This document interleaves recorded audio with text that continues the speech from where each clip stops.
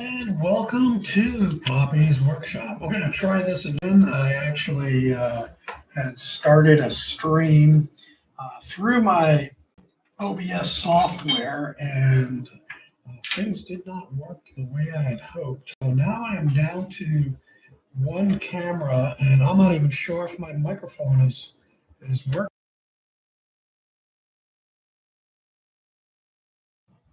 Yeah, so I am not seeing how that is going. I'm hoping that you can hear me. Let's see. Yeah, not sure. This is why I don't stream much anymore. It's becoming more problematic. So I had actually filmed for about 15 minutes and went through some explanations and found out that I was not getting enough data through. So there we go. Anyway, let's hope that there's some audio here. I know that the audio was going through my OBS software, and we'll kind of take it from there. Anyway, let's see. Let's go back to where I was. Talk about my design. Now with only one camera, that's kind of a unfortunate situation here.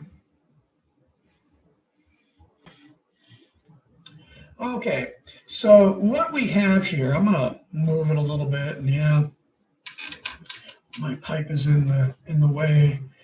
This is the King Neptune art piece I am working on. This is a double stack, and it is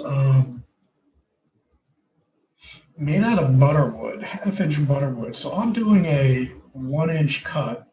The blade I'm using normally for all these other cuts here, let's get that back in. All these other cuts here, I was using a number 5, and I'm going to use a number 3 right now, just to see how it works on this one cut here, which has some pretty sharp corners. I want to see how this works. Number 5 is my go-to, and it's my favorite blade. I like the Flying Dutchman Ultra Reverse, and I have really good control with the number 5. So I kind of stick with that. And let's see what else I wanted to talk about. What I did want to talk about is this right here. This is my engineering angle. It's a right angle. And every once in a while, I will check to make sure that my arm, my blade, my table are perpendicular, parallel. Everything is where it needs to be in order to make clean cuts and good vertical cuts. You'll find, especially if you're one to adjust the table, adjust the arm, I'll explain that in a moment. If you find that your pieces are not dropping out cleanly, or the real test is not only should they drop out cleanly, they should, let me see if I've got, well, I'll use this as an example. This is one of the pieces I cut out. Not sure where it came from just this yet, but the piece should drop out cleanly, and it should also come out from the top cleanly. This tells you that your piece, when you cut it, is, I'm trying to get it to show towards the camera. Gosh, there we go. Okay, that's what I'm trying to show. Should be perfect 90 degrees. That'll allow your pieces to be really, really good. Now that's important with puzzles, for example. If you're a puzzle maker, also when you're stack cutting, with two pieces. Well, this is 1 inch thick total because it's two halves.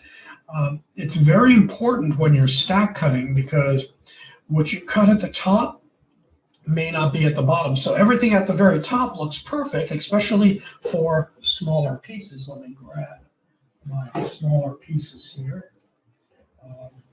I do a lot of ornaments. There we go. So when I stack cut my ornaments, and I'm going through and they're very, very close here, when you get to the back, you can see that they're identical. If your blade is off, you may wind up cutting through some of these fine lines because you'll see that I do a lot of fine line work. If you look at my website, poppysworkshop.org, you'll see the heart that I did out of, it wasn't purple heart, it was red, what is it, bloodwood. I'm sorry, it was made out of bloodwood, which is very, very hard wood. And you'll see how fine a lot of the lines are. So this is one of my recent ornaments. This is the Noah ornament. I also did another one, the first in a series of 4 of my Walk of Faith series. And the first one was Moses. And I had posted it on one of the Scrollsaw Facebook groups, and some, screw it, some asshat wrote a Christophobic comment on it. And when I did click on his name, I saw that he made an even more Christophobic comment on somebody else's. So he's just a troll, and those type of people really irritate me. And if you know who I am, who I work for, everything like that, what my training is, you know that I take no prisoners. I have zero tolerance for asshattery of any kind. And he's the type of guy that needs to be punched in the face, to be quite blunt. And I think it was Mike Tyson who basically said the same thing. You know, people will say anything they want on the internet, but, you know, that's because they won't be punched in the face. But he said it in regards to boxing, that when you get punched in the face, everything changes. But yeah, his comment irritated me to no end. I do not tolerate any type of Christophobia. It's just unreal. So anyway, I don't adjust my arm out of vertical. I should say perpendicular to the table. You can't see it. I don't have my dual camera here on this live stream, but up on the top, let me see if I can point that way. I do have an inclinometer, can't even pronounce that, that'll measure the angle. So my table blade to arm are always perpendicular to one another. And I do test for a number of reasons. Number one, using the right angle here, I'll just show it from the front so you can see. So I'm looking for a perfect 90 degrees. And I check that every couple of days or so because vibration can loosen things. But also, as you are tightening the blade in and out, top and bottom, there are some set screws and they can wear out. So you want to make sure as those wear that you are not losing that perpendicular blade setting, for lack of a better term. There are set screws here and here in the Pegasus chuck. I believe they have them a different way in the Excalibur. Same thing, I think, well, when, unless you have the adapter, it is a pinned, but same basic principles. You want to do preventive maintenance, make sure that set screws are not wearing and everything like that. So, I think I've already mentioned I am using a number 3 Flying Dutchman Ultra Reverse. Normally, in my other cuts here, I've been using the number 5, but I want to see how the number 3 responds to the butterwood, the 1-inch butterwood, and see if I can make a little bit quicker turns. I tend to nibble and use the waste space to make turns and to relieve some of the friction and pressure on the blade so they last a little bit longer, and I do not scorch my wood on the turns. That is very critical when you are doing thicker woods, when you're doing chess sets, for example. There's some really intricate ones. There's a book, and it has the Venice inspired. I did that, and I actually scorched a couple pieces because I was using ash, of all things, for the white. Don't use ash. I forgot what the Janka is of that, on that, and it's, wow. It was a hard cut. So I learned my lesson. Pretty much sticking with the what is it? Not the wenge, limba. I really like the black and the white limbas. They are a lower Janka, and the colors in it just make them look really, really neat.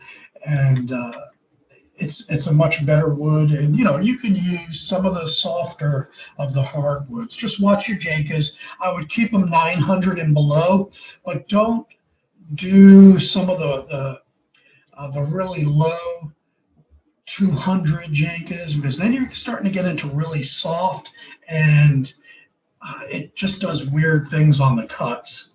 So you want to look at that when you're doing wood. But again, this is butterwood. I believe it's in the 400s on the Janka, so kind of soft, but hard enough. It's just a really nice type of wood. It finishes beautifully. I tend to use Danish oil, and then I'll use a wax on top of that. I'm using a coconut oil and beeswax for my pieces. So let me do this. Actually, what I didn't do is I prepare my blades. I have a whetstone that broke off of the handle that I use for sharpening my my knives and stuff. My gouges when I do carving for love spoons. So what I do is I will scuff the top of the blade. Let me get an old blade here. So I'll do this. I'll do this. I'll do this. So I'll do these kind of things here. Then I like to test my tension, stretch the blade a little bit, and I'll come in at a 45-degree angle on the back here, and then I'll roll to a 45 on the other side. And basically, I'm just scuffing up the sharper edge over here. It helps a little bit on the turns, at least in my mind it does. We'll see how that goes. So let's see, what are some of the other checks that I do? Actually here, I have a foot pedal, so I'm not using, let me get my finger so you can see, up on the arm is a speed control, and I tend to stick with one speed that I like the best, and it's nice and quiet, there's no vibration, very comfortable to use on the Pegasus.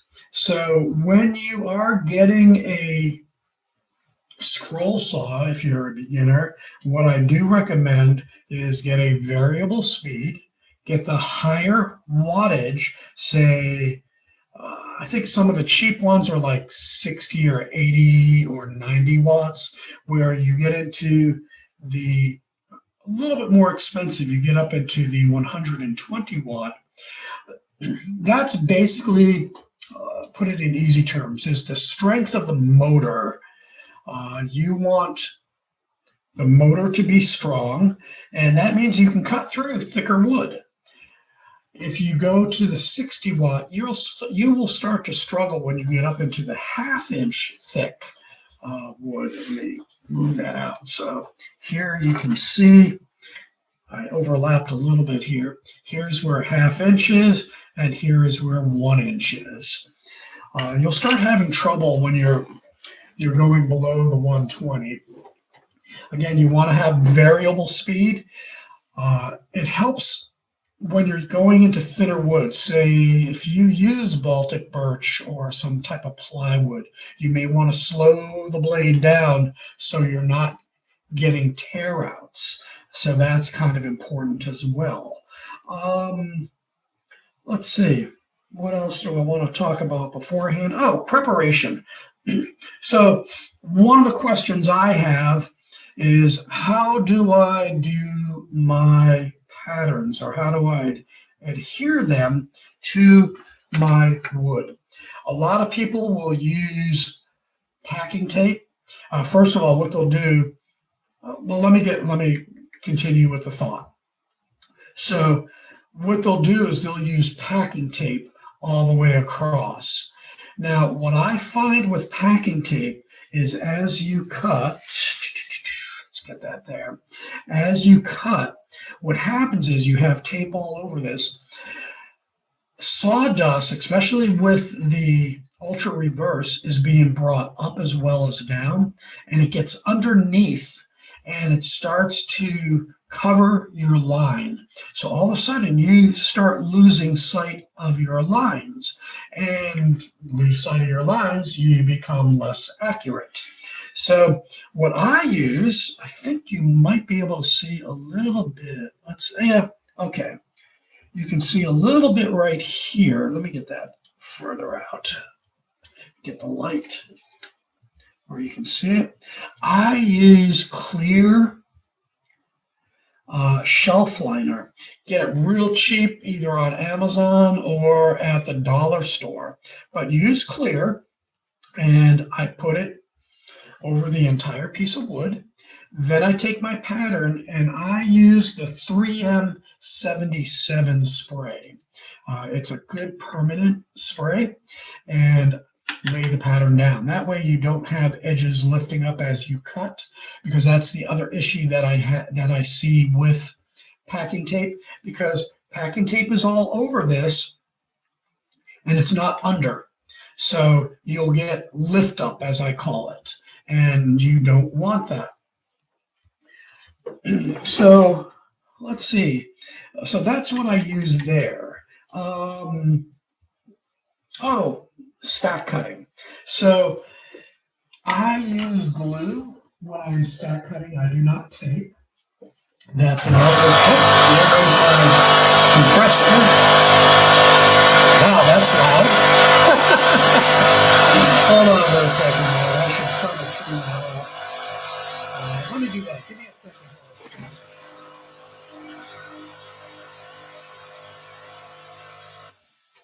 Okay. Sorry about that. So now that noise is gone,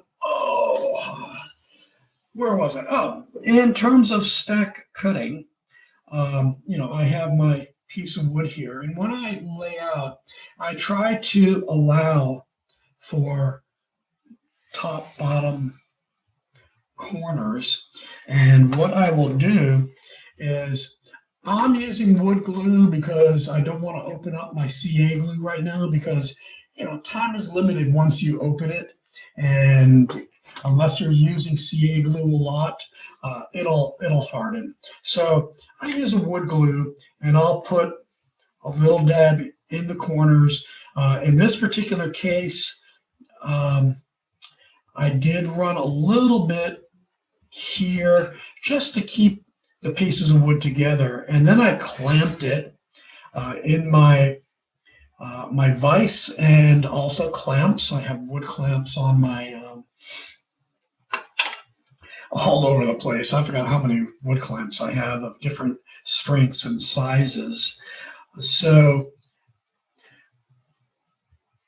I use the glue in the corners, and then everything stays together until I do the final perimeter, or perimeter as I prefer to call it, and then everything comes apart.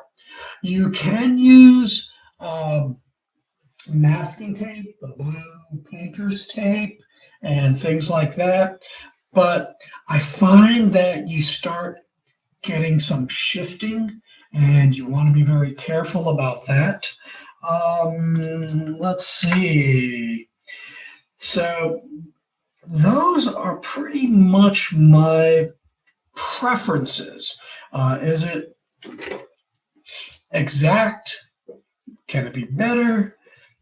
Everything can always be better, but I am a person who seeks process improvement, and I'm constantly thinking ahead of how I can, yeah, I just tightened this arm up. Well, you can't see it now. So let's see if I can get this in. This one's not too difficult to see, but it is a small hole.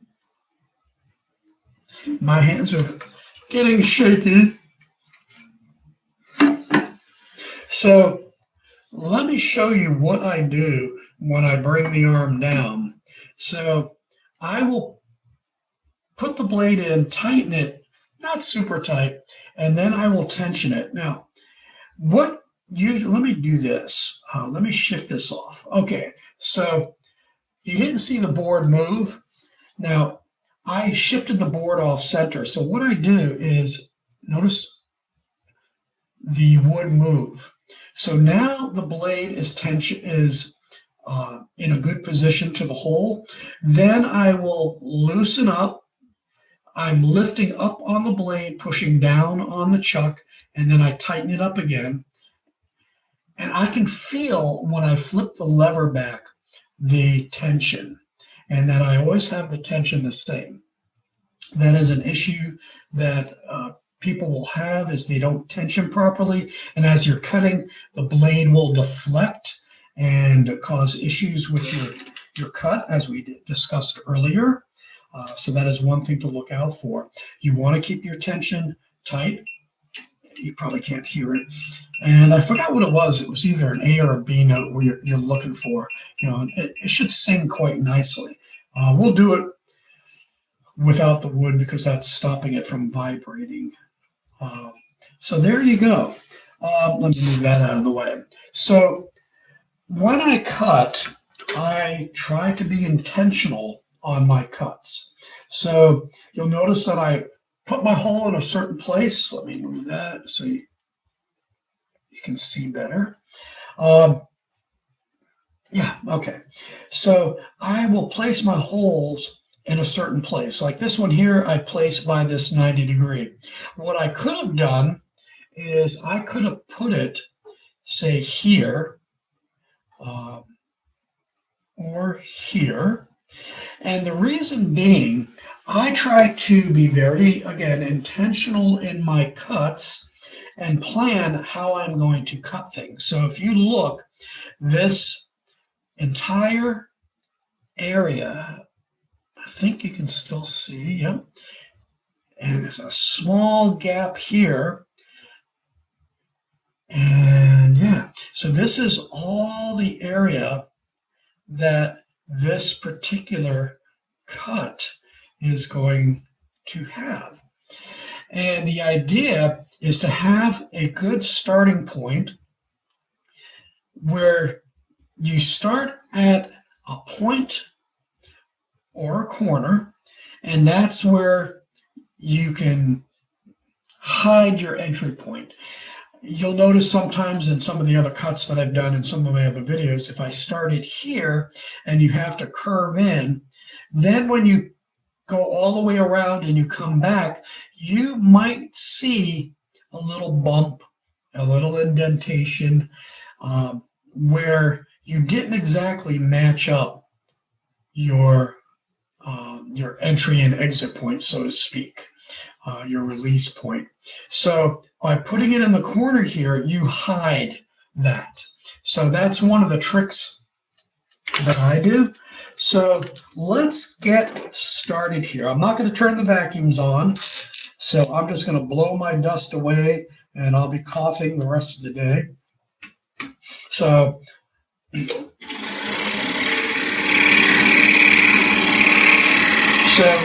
what I do is I want to get, oh, I can't see. Let me get this closer.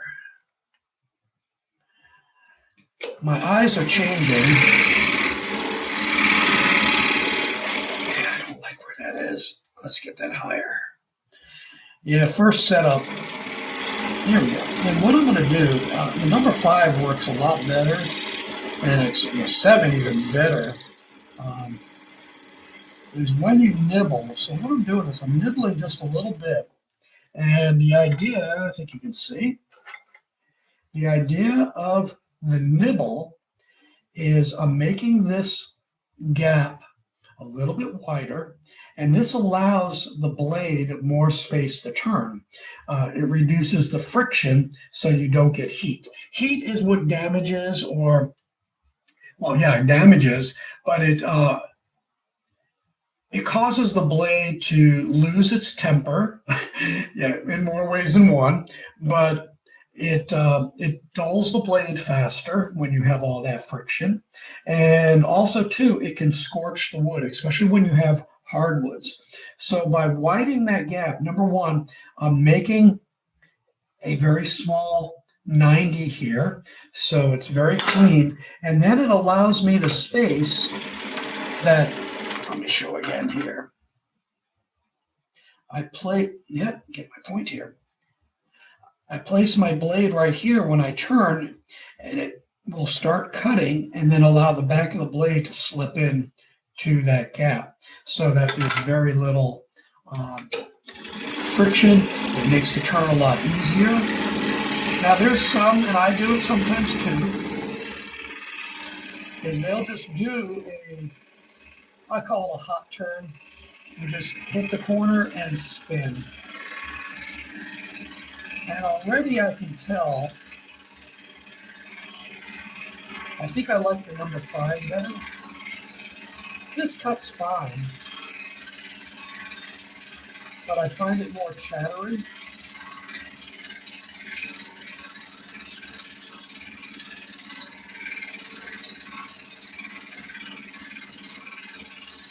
Let me stop there for a moment. Okay, so another thing to look at, when I do my patterns, even when I get patterns from pattern makers, I'll throw it into Photoshop and I will do a trace so that I can create new cut lines. And I use either a 1 or 2 point cut line. And that is about the size of the thickness of the blade. So my goal as I cut is to split that line so it disappears. That will give me the most perfect looking cut, the most accurate.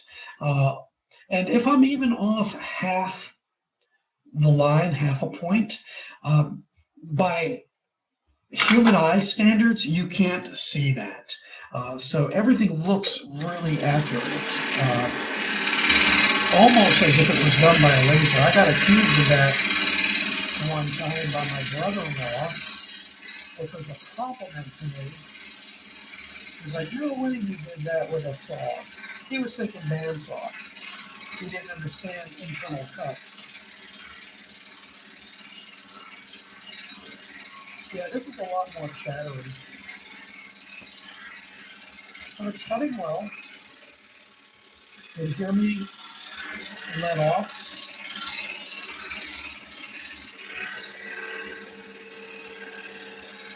And I'll back off a little bit and I'll nibble slightly just to define that corner.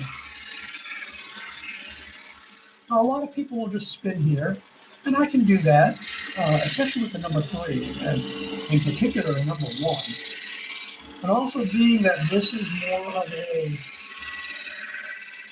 abstract, I went off the line a little bit. Being that it's a little bit more abstract, the design is more forgiving. So I'll pull it back a little bit. Yeah. So here's another way that I'll do points is I'll go past, whoops, I went past too much. And I'll give myself a place to spin away from the point. So then I can come back down and give myself a very sharp point. Because a lot of times if you just try to do a hard turn, here, one nibble, clean it, I pull back a little bit, and then make that turn, and I'm off. So what I can do is come back. I'm gonna have to clean that corner. I made a mistake.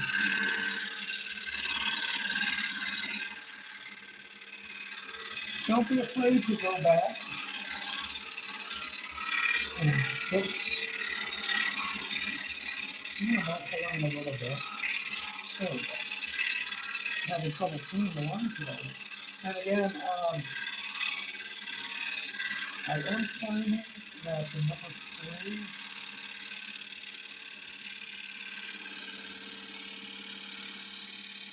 doesn't control in this wood as the number 5. So I'm going to switch to the number 5. I'll show you how I'm going to do that.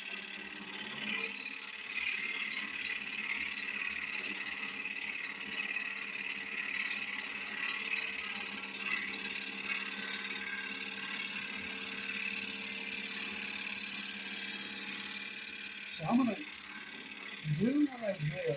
I'm going to go on a little bit further.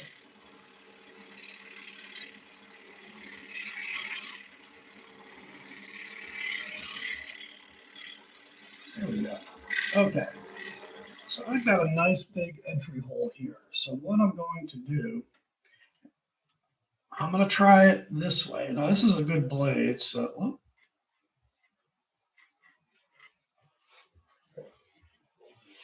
I'm going to put it next to my number 7.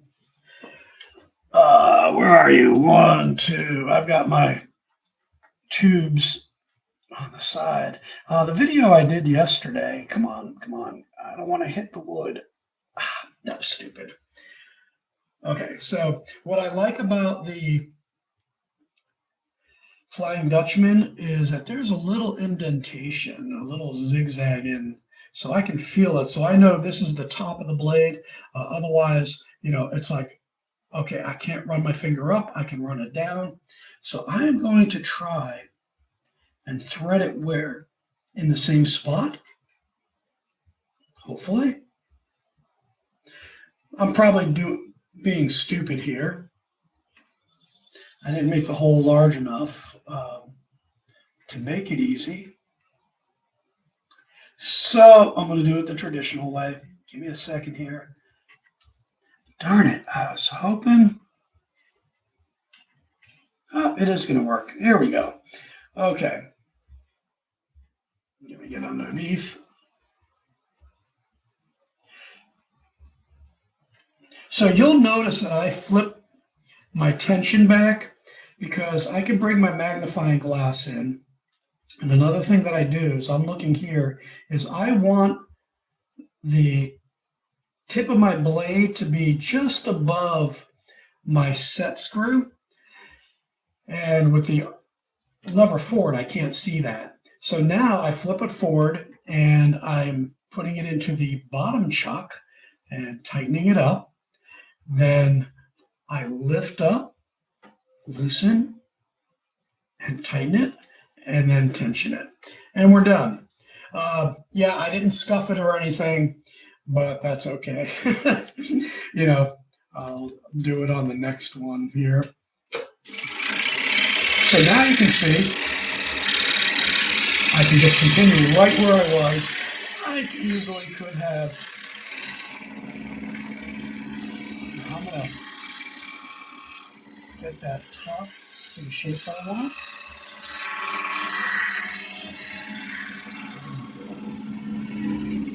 Now I got to get used to this blade again.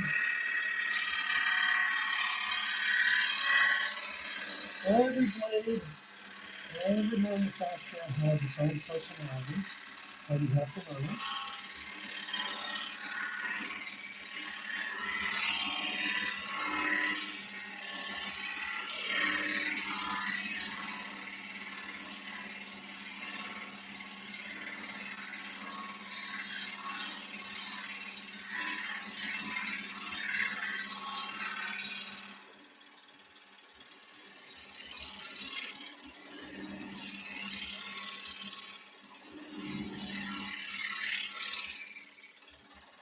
So I pull back, and let's see if I can show you. What I'm doing is I am aiming for this right side of me facing. I think you can see it. And I want to aim the front of my blade to that so that I can make that turn. But as I think, yeah, you can see it a little bit. You can see that I'm almost the front to back thickness of the blade, so that you hear how easy that, boy, we are chattering like crazy. I'm going to have to speed the blade up a little bit.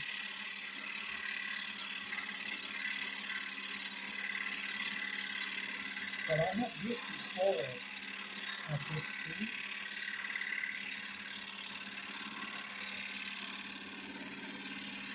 And you'll see in comparison to other scroll style others on YouTube, I always start. Again, very deliberate, very intentional.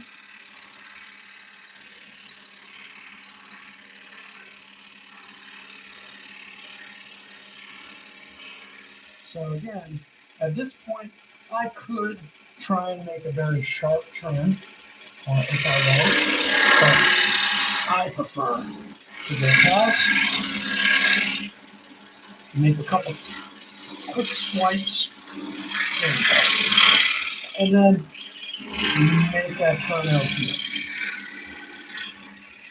Reduces error, especially as a beginner, so now we continue on. So that 1 or 2 seconds just gives you more accuracy.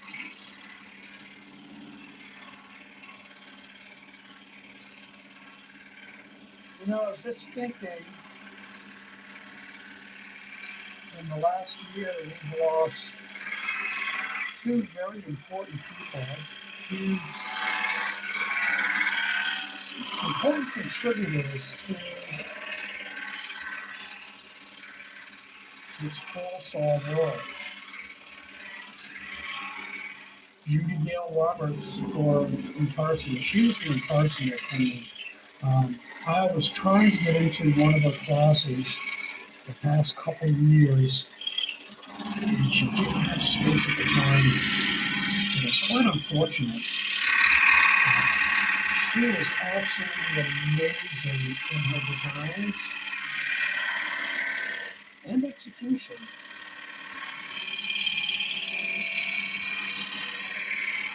Yeah, this is loud today.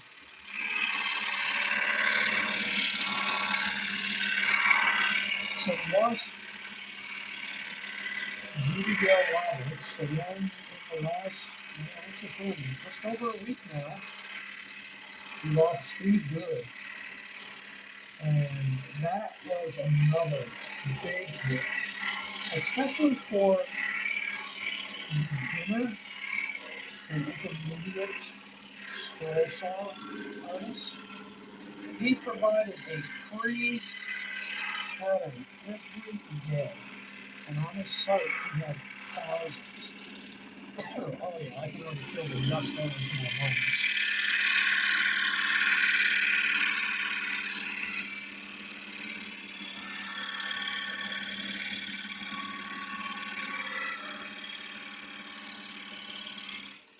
Not only did Steve provide patterns, but he also provided hints and tips, and he was just so helpful. Um, when I started out and I did a couple of his patterns and learned techniques and everything, it was invaluable. And quite honestly, I think he is irreplaceable. So here you can see how I can do my turn and then get my entry point, re-entry point.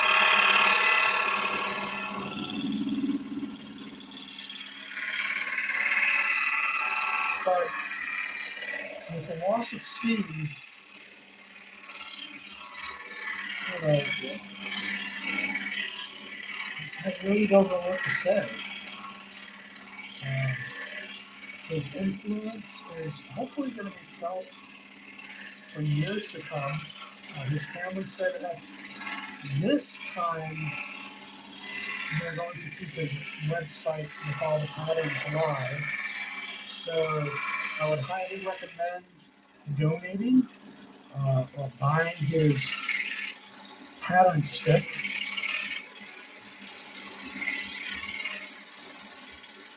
Let me clean that a little bit. There we go.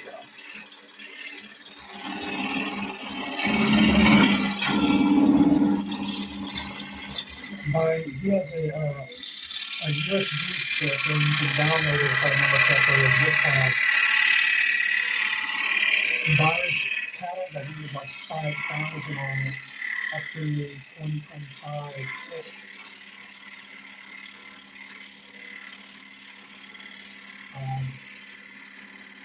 I think eventually one day I may start selling my patterns, but I'm trying to keep my artwork original right now. I'm not sure. I'm thinking of selling some of my artwork, but we'll see how that goes. I'm going to try and get into a couple of gift shops here in the beach. Now you can just do a spin out here without, what'll happen is, watch what happens if you don't nibble. Well, that actually wasn't too bad. But it does add some friction. Yeah, right now I can smell the scorch.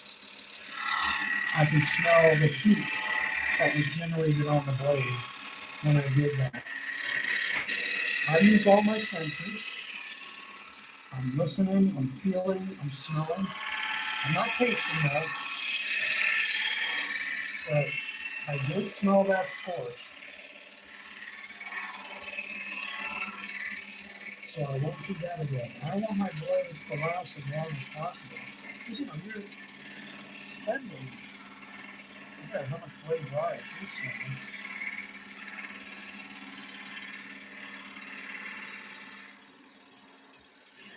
So here's an interesting spot. You know what I'm going to do? Usually this is a little bit wider than I normally would have. I don't know. Now, this is a little bit wider, and I see that it's a smoother turn coming up. So I was going to do a very wide nibble. I've done that before. But this just made more sense. So I'm always looking ahead and planning my next cut, my next turn.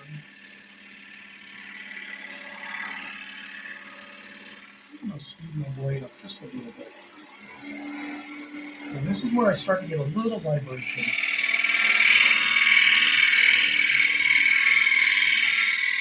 So remember, the faster the blade, the more friction, the more heat.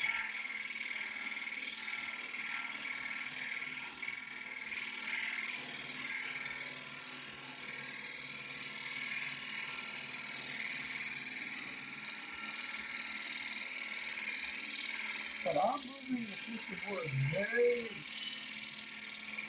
very little. I have very little forward, and when I say forward, I mean this way. Very little forward pressure. I let the blade do the work.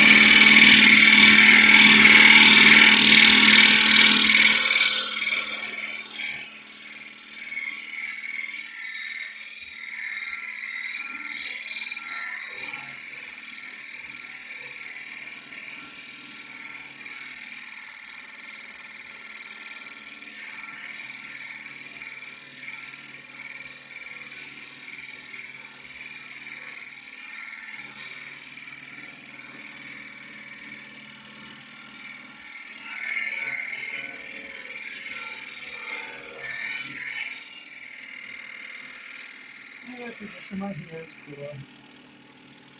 various curves and turns. I can do this faster, but again, I'm seeking absolute accuracy to my design.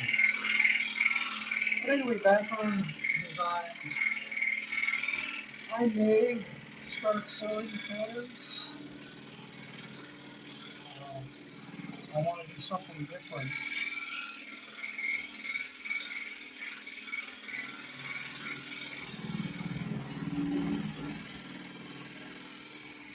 And I talked a little bit in regards to Poppy's workshop.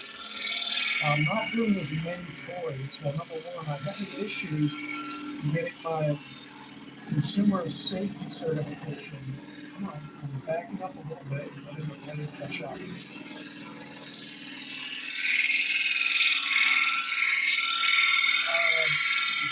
My certification for consumer safety, where I'm a small batch manufacturer, it allows me to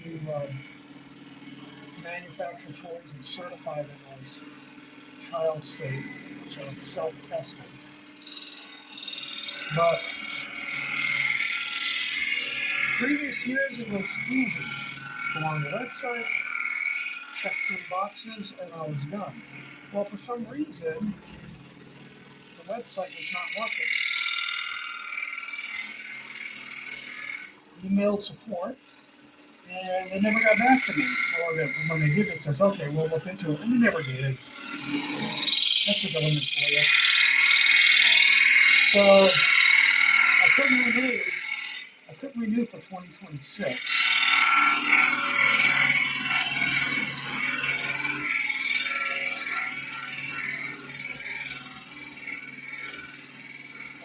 I wasn't going to do toys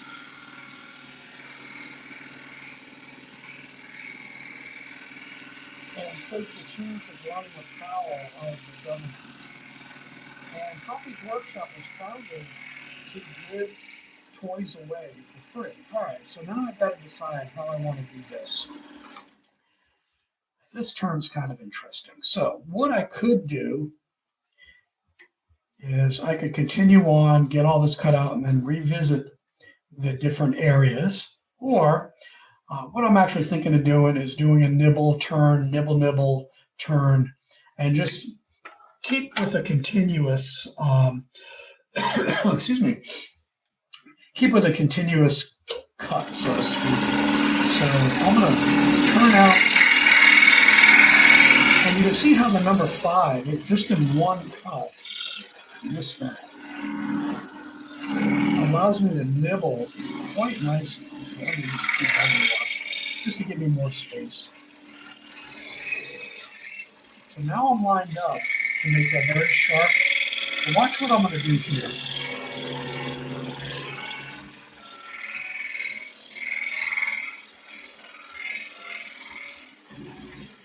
I'm going to come back. 1, I'm going to wiggle a little bit to smooth that out. 2, wiggle a little bit to smooth it out. And then I can turn. But you know what I'm going to do? I'm going to use the space. That way I can just kind of smooth that turn out. There we go. Nice and smooth now. Get my entry point back here.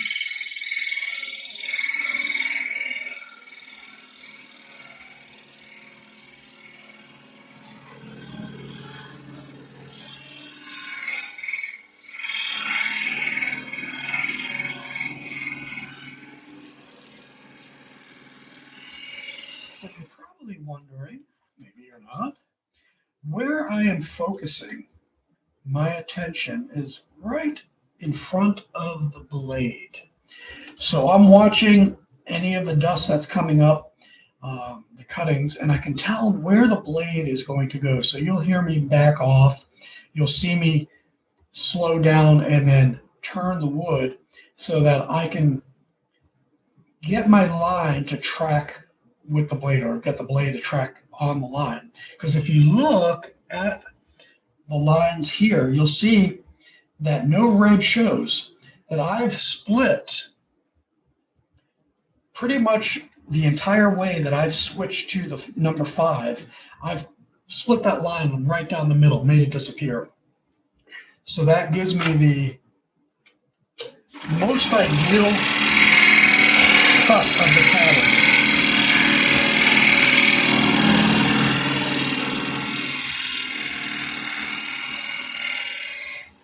So I'm going to do the same. That's a curve. The next, I'm trying to look. The next, as I look ahead, this is not a sharp curve here. It's rounded. So that's why I'm going to do my traditional, so to speak, nibble. Because it's a continuous cut from this point on. If it was a 90 degree, I might have done a wide nibble to create the box.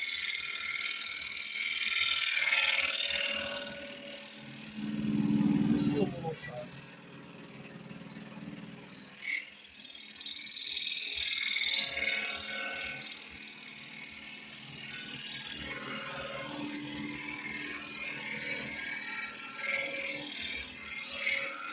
That's the line a little bit, but I'm still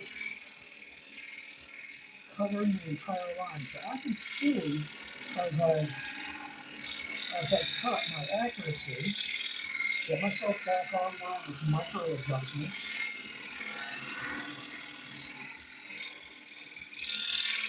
My hands are very relaxed. I'm not putting a lot of pressure because otherwise my hands will fatigue very quickly and become very achy.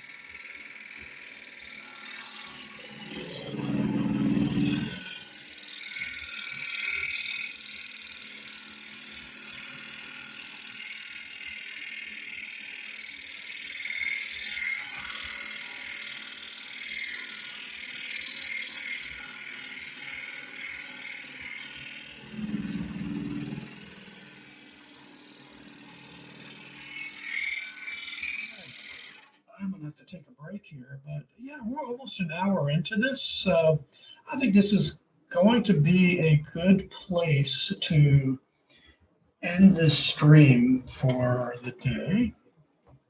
I'm still trying to figure out how I'm going to do this. I mean, there's only so much you can talk about in scroll saw, especially when doing live. I mean, other than me just cutting and you watching, it's really not a whole lot to do. It's kind of hard, and again, that's why I have not been doing a lot of videos lately. But pretty much I've shown you all the ways that I do scroll saw, and you can't see it. Let's see if I can turn.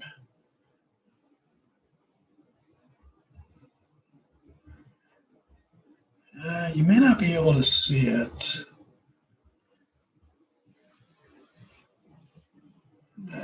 Well, one of the other things that I do, I'll point to it a little bit.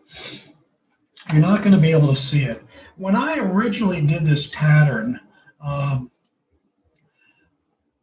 didn't make these triangles for the trident. Well, I'll get that out of the way.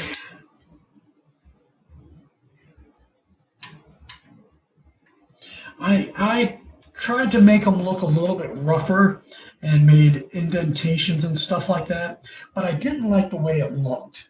So when I mounted this up, I decided to square up, straighten up the lines. So I took my red mechanical pencil and I took my angles or my ruler, and then I just made new cut lines and filled it in so that now these are triangular versus going in like that, because I wanted to make them look banged up. But as I looked at the whole piece, it's like, yeah, it doesn't quite look the way I like. Because what I can always do, what I'm planning is I'll make it triangular, and if I don't like it, then I can go back and then cut to the old line and make it janky, for lack of another term here.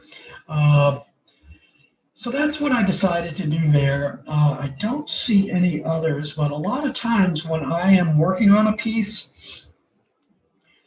I try to do it in the design process, but say I'm using somebody else's pieces, look and say, you know something, this is awfully close, and I'm going to take my red pencil and shade it in. Or, man, I'm afraid that, let's say that this was a lot thinner. This is really, really thin, and what I'm going to do is I'm going to create a bridge here.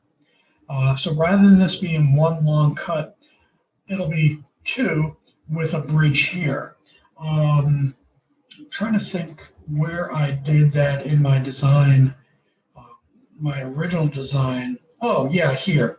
So my original design, I had the head kind of go like this. It went like this. And then when I looked, it's like, well, it's only being supported here. And here was the other bridge that I did. I'm afraid that this could be a break point. Now, being that this is 1/2-inch wood, it would most likely not be an issue. But if you're doing, say, 1/4-inch, if you're doing 1/8-inch wood, say for ornaments or whatever, then your bridges become a lot more important. So what I did is I decided to add a bridge here and a bridge here. So that gives a lot more support for the head of the octopus. I'm trying to remember where else I added a bridge. Oh, when I did the original shark, his nose was right there. And that meant that the support was all here. So I looked at that and said, nah. Now, I could have not done that during the design process. So again, I would have just taken my red mechanical pencil, drew my lines and shaded it in and create the bridge. Did the same thing. That's what you do. So when you purchase patterns, especially when you get very intricate ones, look at the entire pattern and then take a look and say, okay, here is a cross and here is the steeple. Where are the actual support points? And you can look at those and then decide how it all looks and will it break or not. And again, what you can do is create the bridge, and then later on you can say, something, I do not need that bridge, and you can always revisit it. So that's kind of important. Note that you can get designs that are not perfect, so to speak, and they may not be perfect for your technique. Or for the way you look at things. So that's kind of important for you to keep track of. So there you go. I think that's going to wrap things up. Yeah, we're at 59:30 now, and I think 1 hour is probably about the limit. It's 5:42 in the morning. I'm going to actually do some work for my regular work, my weekly work. I have an idea that I need to get completed. Sometimes that happens. I worked on it at about 3 o'clock this morning. It was bothering me. I have to change a presentation to a 2-star general. So there you go. I disagree with the changes and the second part of the message, but hey, that's life in the big city. So with that, may the Lord richly bless you. Make it a great day right here at Poppy's Workshop, and we'll get that pointed right at you. Take care, folk.